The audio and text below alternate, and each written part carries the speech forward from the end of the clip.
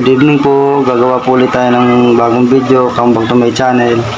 Gagawin po natin ngayon yung shake blender na nanggaling sa ating tropa sa PD na Romandan. Nung isang gabi po ito na tinignan po namin. At bago po namin masilip maandar pa yung tester. Kaya nagkaroon ng problema yung tester natin, kaya hindi na natin ito magagamit ngayon. Nasa kalagitan kasi kami ng kasayahan sa lamesa na sinilip po namin to. Ngayon wala po kami nakitang problema sa kung saan pinanggagalingan ng kanyang power. Sinilip po namin lahat, maging itong power cord na wala pong problema sa kanya. Okay po yung continuity niya, may connection po, wala pong problema to. Ngayon, hindi pa rin po siya umaandar.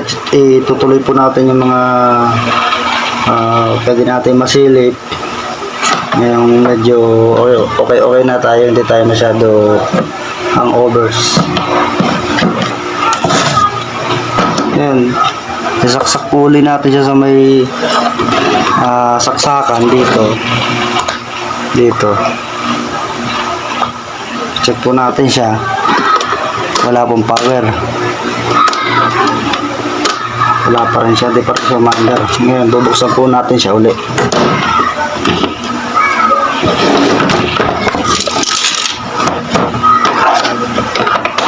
Okay po.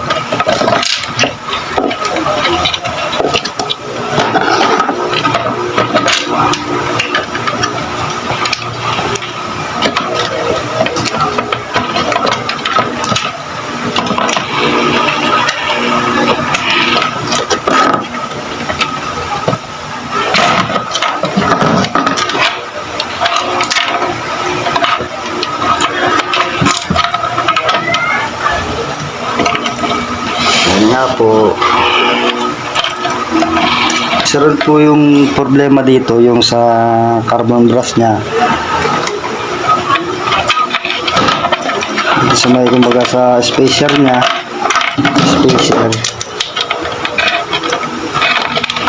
yung mismong dinidikitan ng carbon. Kung nakikita nyo po yan, yung parang medyo may kintab-kintab na yan, no? May mga itim-itim na rin po. Dahilanan din po yan kung bakit hindi na kumakapit yung ground ng carbon. Then ito, sablay na po ito, lilinisin po natin yan kasi medyo maitim-itim na. Isa rin niya sa dahilanan bakit hindi kumakapit yung ground ng carbon.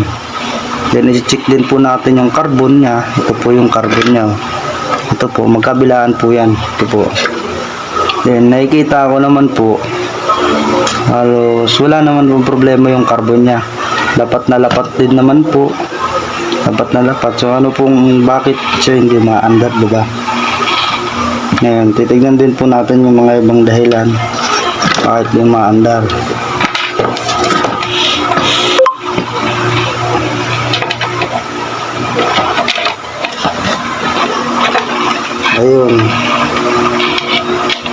Ayun, tanggal nga.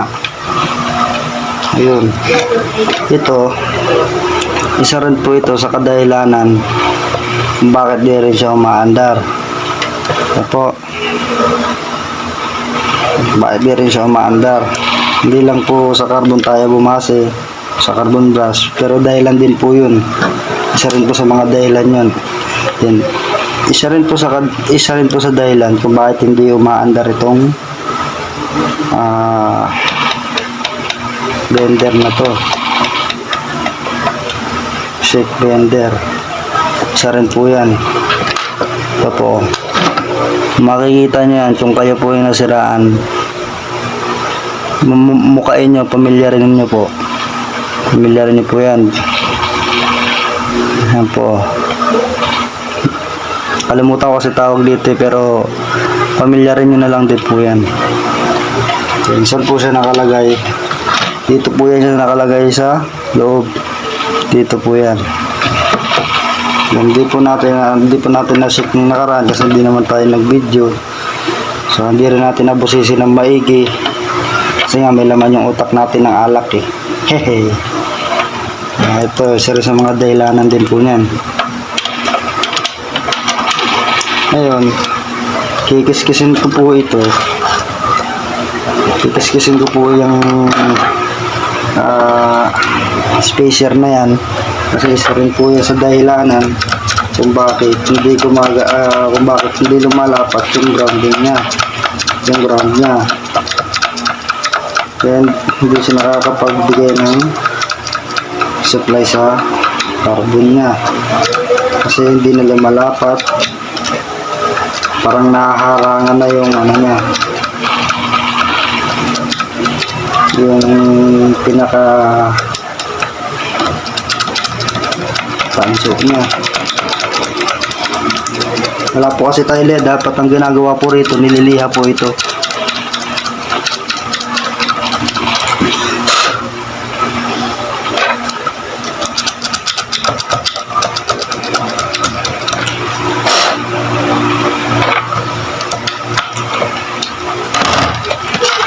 Po, kung napapansin nyo po, kung kumpara kanina mas makintab na po siya ngayon, di ba? Wala na po siyang harang. Litaw na po yung dilaw niya ito sa spacer niya. Okay po. Ganyan po yung isa rin po yan sa pwede niyang maging sanhi ng sira. Ba't di siya maandar? Then, isa rin din po ito.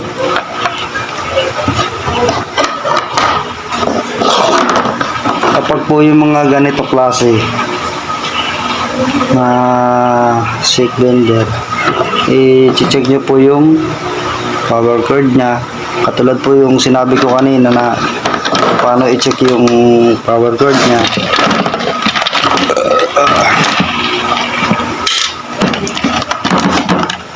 I-set lang po, gaganyan nyo lang po siya dito, di ba? Ang ganyanin. Then, i-set po siya sa times 10.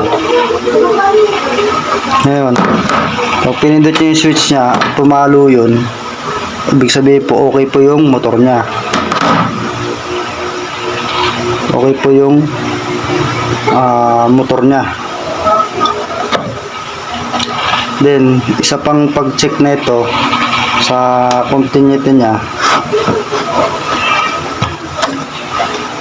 I-check ko din yung ita-times 1K ko yan. Ngayon, ang gagawin ko, lalapat ko dito yung isang wire ng tester. Isang wire ng tester ngayon.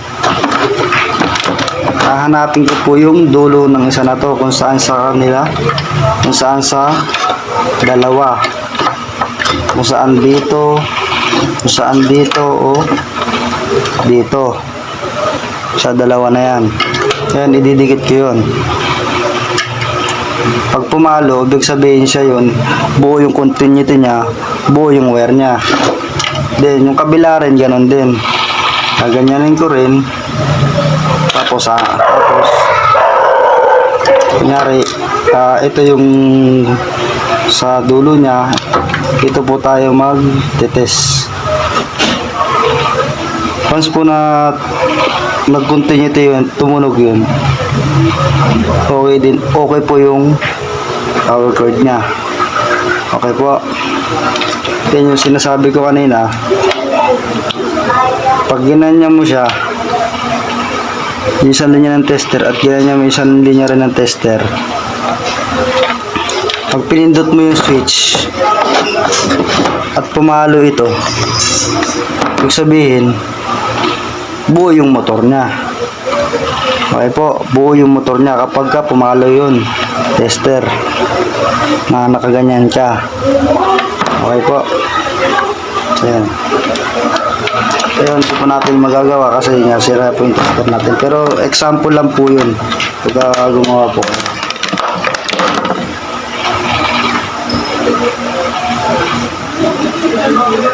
may konting ano lang ako dito, ibibigay ko yung konting nalalaman ko pag naran makatulong sa inyo kung sakaling may mga gamit kayo hindi na kailangan ipagawa. Di ba nga makakatipid po kayo. Pagbigay idea lang ito sa mga kanya-kanya lang, sa mga interesado. Okay po. Ayun, na-check na po natin yung carbon niya. Okay po. Nakakis-kis na po natin yung carbon brush niya. Okay na rin po. Then, ito na nga lang ay nagiging problema natin. Ngayon, i-remedyo na lang po natin to. Kasi,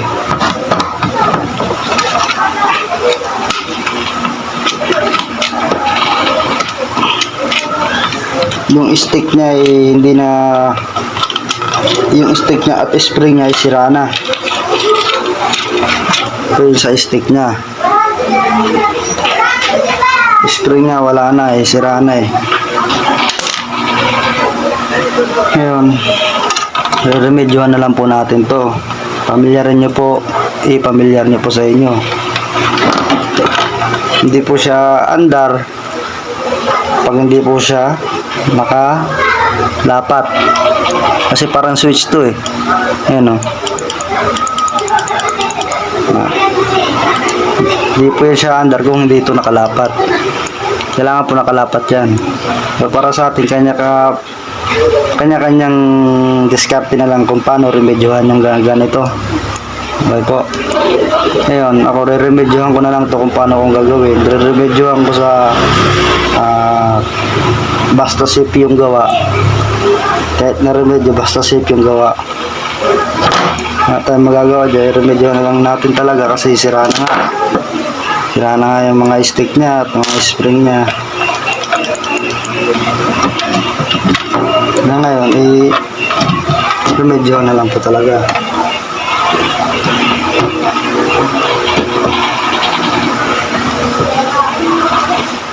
Babalutan ko na lang po yan ng tape.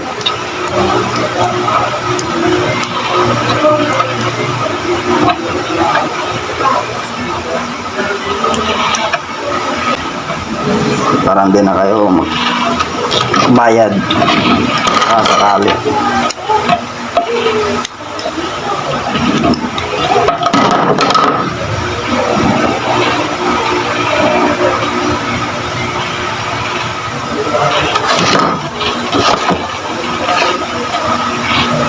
Okay, babalik na po natin siya.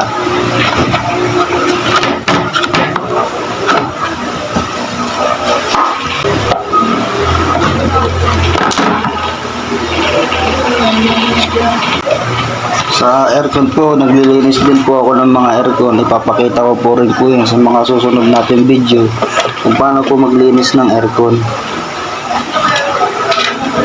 Kasi hindi rin po basta-basta yung paglilinis lang din ng aircon, kasi basta makabasa po yun, may mabasa po tayo sa loob, kakaroon po yun ng problema.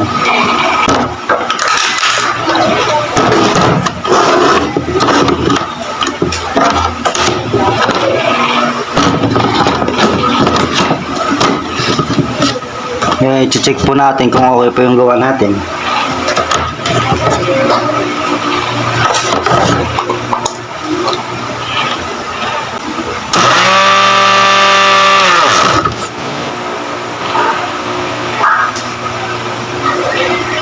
Okay po yung gawa natin. Ganoon lang po yun. Kapag yung ano natin mga ganitong hindi na umaandar, check po natin carbon, baka pudpud na. Or check din po natin yung spacer nya, yung nilalapatan ng carbon, kung malinis ba o nakakapit pa ba yung ground. Kasi once po na marami na maitim, hindi na po kakapit yung ground yun sa carbon, din hindi na po din siya andar. Then maganda dun po sa may tinuro ko din po sa may maliit lang na parang switch nakalagay lang dito sa gilid. Sana maging familiar po yun sa inyo. Check nyo din po yun kasi hindi po yun din siya aandar hanggat hindi po yun siya nalalapat sa dito. Hanggat hindi po yun siya nalalapat. Sana po nakapagbigay po ako ng konting idea sa inyo, sa mga interesado po dyan. Maraming salamat po sa makakapanood po na ito. Thank you po. God bless. Salamat.